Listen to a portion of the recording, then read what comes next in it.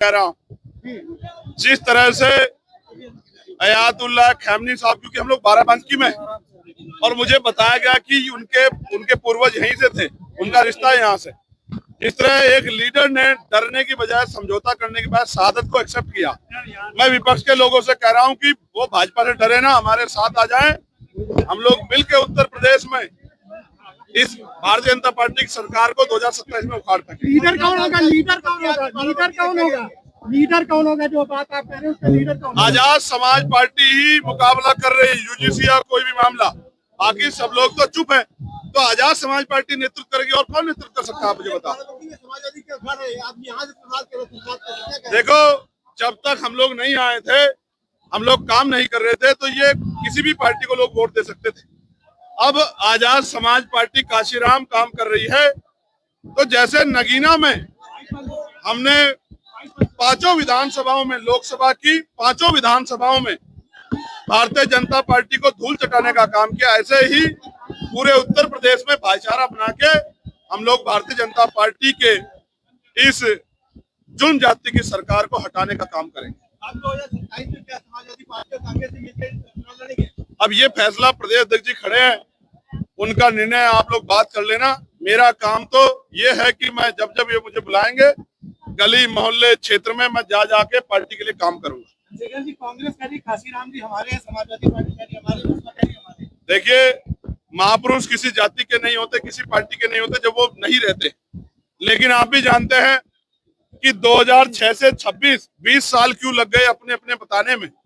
हालांकि ये भी सच है कि जब से आजाद समाज पार्टी काशीराम ने मोर्चा संभाला है, जब से गांव-गांव जाके माननीय काशीराम साहब के सिद्धांतों को बहुजन समाज बनाने के लिए घर घर तक पहुंचाने का काम किया है, तब से ही काशीराम साहब मेरे हैं, मेरे की होड़ लगी है।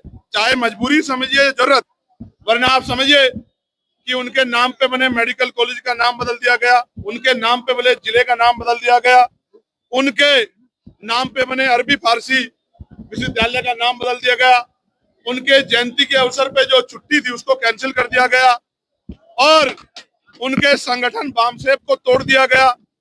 तमाम तरह की बात का काम कार्य करने वाले आज काशीराम साहब को अपना किस मुंह से बता रहे हैं? क्या उनके हाथ नहीं कांप रहे? काशीराम साहब को माला चढ़ाते हुए जिन्होंने काशीराम साहब का भर के अपमान किया, नुकसान किया उनके आंदोलन का, आज वो काशीराम साहब को अपनाने की बात कर रहे हैं। ये आजाद समाज पार्टी का बढ़ता हुआ प्रभाव है कि विरोधियों को भी आज काशीराम साहब के सामने नतमस्तक होना पड़ रहा है। लगा था कि एमआईएम के साथ आप गठबंधन कर लें, उस पर क्या विचार है? मैं फिर कह रहा हूं, प्रदेश का नेतृत्व जो फैसला लेगा, मैंने इनसे आग्रह किया कि भारतीय जनता पार्टी को छोड़ के, क्योंकि वैचारिक विरोध है, जो भी आप फैसला लोगे हम आपके नेतृत्व में उत्तर प्रदेश में काम करेंगे। और मैं आपको विश्वास से कह रहा हूं, अभी तक कोई पार्टी चुनावी मोड में नहीं है। ये हमारी उत्तर प्रदेश में 7वीं रैली है और ऐतिहासिक जनसभा में मीडिया के भाइयों ने हमें कितना कवरेज किया ये तो मीडिया के भाई बेहतर जानते हैं। लेकिन अभी 29 तारीख की रैली लखीमपुर खीरी में, अपने साथियों से कहना आके देखें, इतिहास रचा जाएगा लखीमपुर खीरी में। मेरी बात को आप याद, ये भीड़ नहीं है, मेरा परिवार है, आशीर्वाद देने आया, पैसे लेके आया, गर्मी में खड़ा है, इनका कर्ज है, मैं उसको उतारूंगा। देखिए भाई, ऐसा हम संविधान को मानने वाले लोग हैं, हम धमकी वमकी से डरेंगे तो हमारे लोगों का मनोबल गिर जाएगा, हमारा काम कौन करेगा? वो अब पोस्टर जला दें, गोली चला दें, पत्थर चला दें जैसे आज चला, इन सब चीजों से वो हमारे ऊपर नहीं, उत्तर प्रदेश की कानून व्यवस्था पे सवालिया निशान खड़ा कर रहे हैं। खाकी के इकबाल पे मुख्यमंत्री की जो भाषण देते हैं वो तुरंत खामन के, कानून व्यवस्था बहुत अच्छी है, हर चौराहे पे यमराज खड़े हैं, कोई अपराधी नहीं बच सकता, ये उनके ऊपर सवाल खड़ा। मुझसे पूछने के बजाय मुख्यमंत्री ने पूछो कि एक चुने हुए सांसद के पैर तोड़ देंगे, घुसने देंगे, ये कोई दूसरा देश है क्या कि घुसने नहीं दोगे? यहाँ पे मुझे वीजा की जरूरत है क्या? परीक्षा में पंडित से पेपर बड़ा विवाद मचा हुआ है, भाजपा के। आप मुझे बताओ, ये पेपर का जो निरीक्षण है, ये जो निगरानी है सरकार के नेतृत्व में हो रहा है नहीं हो रहा बताओ? तो जानबूझ के सरकार मुख्यमंत्री अपमानित करने का काम करे तो आपको मुख्यमंत्री से पूछना चाहिए कि लगातार ऐसा काम क्यों कर रहे हैं। हालांकि मैं कहना चाहता हूं, यहाँ तो बहुजन समाज के लोग सदियों से अपमानित होते आ रहे हैं, वो अपमान शायद अपमान नहीं दिखता, सवाल अपमान हो जाता है। लेकिन यहाँ तो बहुजन समाज के लोगों की बहन बेटियों के साथ उत्तर प्रदेश में जुल्म जाती हो रही, कोई पूछने वाला नहीं।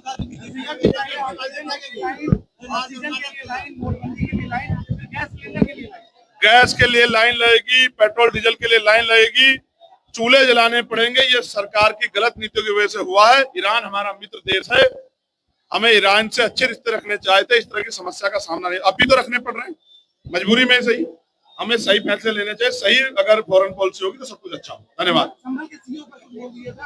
आप ये देखिए, तमाम धर्मों के धार्मिक त्योहार होते हैं, वहां सड़कों पे भी तमाम आयोजन होते हैं, कोई पाबंदी नहीं होती। मैं कहना चाहता हूँ, संविधान को मानने वाला व्यक्ति हूँ, किसी धर्म के विरोध में नहीं हूँ, किसी जाति के विरोध में नहीं हूँ, लेकिन हक सबको धर्म पालन के लिए बराबरी का मिलना चाहिए, नहीं मिलना चाहिए, आप मुझे बताओ। तो फिर ये मुसलमानों के साथ दोहरा व्यवहार क्यों? इसका जवाब उत्तर प्रदेश सरकार को देना चाहिए। अधिकारी भाजपा नेताओं की भाषा क्यों बोल रहे हैं?